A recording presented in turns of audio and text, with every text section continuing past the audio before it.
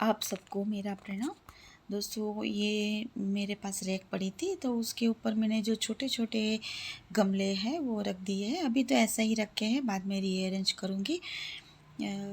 काफ़ी दिनों से बारिश हो रही थी तो बालकनी में भी बहुत सारा अ, गंदा हो गया था मिट्टी के कारण, और आज मैंने उसकी साफ़ सफाई की है। और जैसे जैसे टाइम मिलता जाता है मैं गमले को भी पेंट करती जा रही हूँ, क्योंकि बहुत सारे गमले हैं, एक साथ तो एक दिन में नहीं होते, और गार्डन का काम भी बहुत सारा रहता है तो थोड़ा थोड़ा करती जा रही हूँ।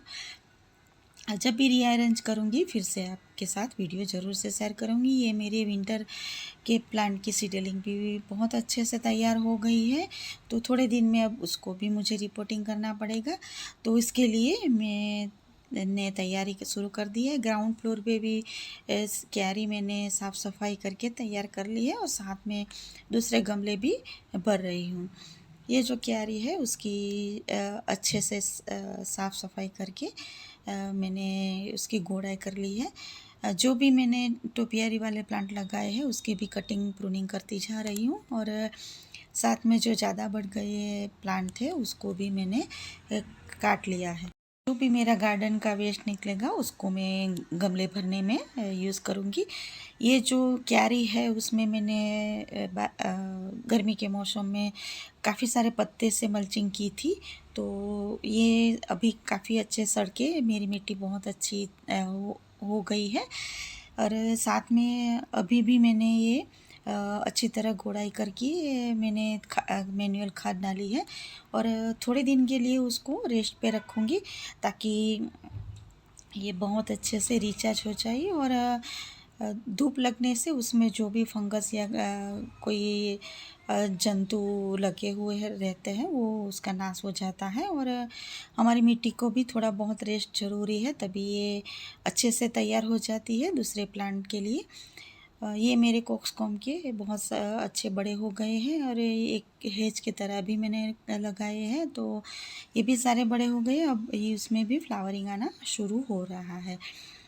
ये जो डोरंडा मेहंदी है और ये जो क्रोटन के मेरे प्लांट है, एक्सोरा के प्लांट है, उसकी भी कटाई छटाई करके यहाँ पे भी मैंने क्लीन कर लिया है, और गोड़ाई करके खाद डाल दिया है।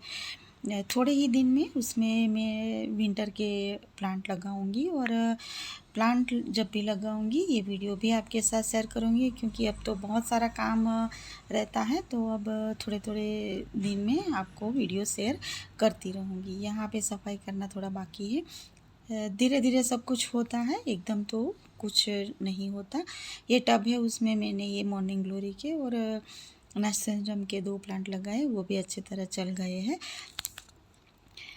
दोस्तों, इसी तरह मेरी ये तैयारी चल रही है। साथ में मैंने जो गमले में लगाने वाली हूँ प्लांट, तो उसके लिए भी गमले भी तैयार किए हैं। तो अब थोड़े मैंने ये जो प्लास्टिक के टब और बाल्टी आती है वो मैंने शॉपिंग की है, और ये मुझे 50-50 रुपये में मिली है, वो सेल था तो काफ़ी सारे मैंने बाल्टी और टब और ये बड़ा टब इस तरह ले लिया है, और इसमें काफ़ी अच्छे से होल कर लिए हैं। 2-3 मैं अपने घर के यूज़ के लिए रखा है, बाकी मैं उसमें प्लांट लगाऊंगी। ये काफ़ी डीप भी है, और अच्छे से उसमें बहुत सारे एक साथ प्लांट लग जाएंगे। एक साथ एक ही तरह के प्लांट लगाते हैं तो भी बहुत सुंदर लगता है। जो भी मैंने होल किया है उसमें मैं ठिकरी रख रही हूँ, और जिससे पानी तो निकल जाए लेकिन मिट्टी बाहर ना जा सके। और उसके ऊपर मेरे पास जो कार्डबोर्ड पड़ा है तो वो मैं डाल रही हूँ, क्योंकि उसमें मैं पहले सूखा जो और गीला गार्डन का जो वेस्ट रहता है वो भरूँगी। हमेशा मैं गमला भरने के लिए जो बड़े बड़े गमले हैं या तो बोरी है वो भरने के लिए हमेशा गार्डन वेस्ट का यूज़ करती हूँ। किचन वेस्ट का यूज़ मैं नहीं करती। किचन वेस्ट से हमेशा मैं सिर्फ खाद ही बनाती हूँ। ये कार्डबोर्ड के टुकड़े के ऊपर मैंने मिट्टी डाल दी है। मिट्टी में बहुत सारे बैक्टीरिया और माइक्रो रहते हैं जो हमारे कचरे को गलाने में मदद करेंगे। तो ये मिट्टी डाल के इसके ऊपर सूखे पत्ते मैं डालूँगी। सूखे पत्ते हमेशा 4-5 अलग-अलग पेड़ के आप इकट्ठा करके डालेंगे तो उसका रिज़ल्ट बहुत अच्छा मिलता है, क्योंकि सभी अलग पेड़ के पत्तों में से अलग-अलग न्यूट्रिशन मिलेगा हमारे प्लांट को।